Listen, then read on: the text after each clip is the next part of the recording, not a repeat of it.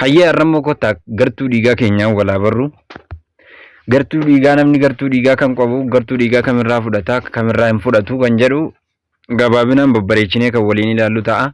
Blood type and compatibility. Patientiin blood groupin isaa A+ ta'ee receive from kan inni irraa fudhachuu danda'u A+, A-, O+ fi O- irraa fudhachuu danda'a jechuudha. Blood groupii garee arfan kanarraa fudhachuu danda'a jechuudha. A+ dhukkubsataan qabu tokko.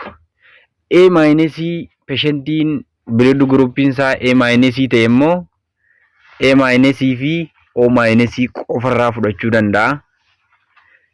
Dhukkubsataan gartuun dhiiga isaa B+ ta'e immoo B+ nama qaburraa fudhachuu danda'a. B- nama qaburraa fudhachuu danda'a.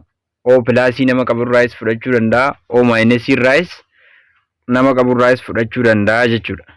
B- namni qabu immoo dhukkubsataan blood groupin isaa type B- ta'e immoo dhukkubsataa B- nama qaburraa fudhachuu danda'a. O- nama qaburraas fudhachuu danda'a jechuudha.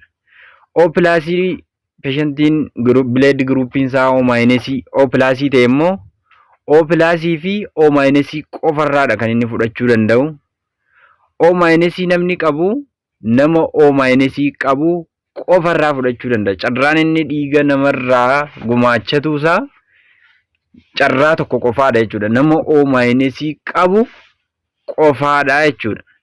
AB+ patientiin blood groupin isaa O+ ta'e immoo all types gartuu dhiigaa kamuu kan ta'e irraa fudhachuu danda'a. Receiver jedhama kuni hundarraa fudhachuu kan danda'udha. AB-, ammoo AB- fi A-, B- fi O- qofarraa fudhachuu danda'a. Kanaafi kana keessatti on doonoriidha. Doonor jechuun hundumaaf laachuu kan danda'udha. Oni AB ammoo hundarraa fudhachuu kan danda'udha. Kanaafi blood groupin haala kanaan kan nuti blood groupii keenya barree namarraa fudhannus barree kan jiraachuu qabnu jechuudha. Kanaafi on O- kan nuti jennu hunduma keessa jira yoo ilaaltaniitu ta'e hundaafuu laachuu danda'a jechuudha.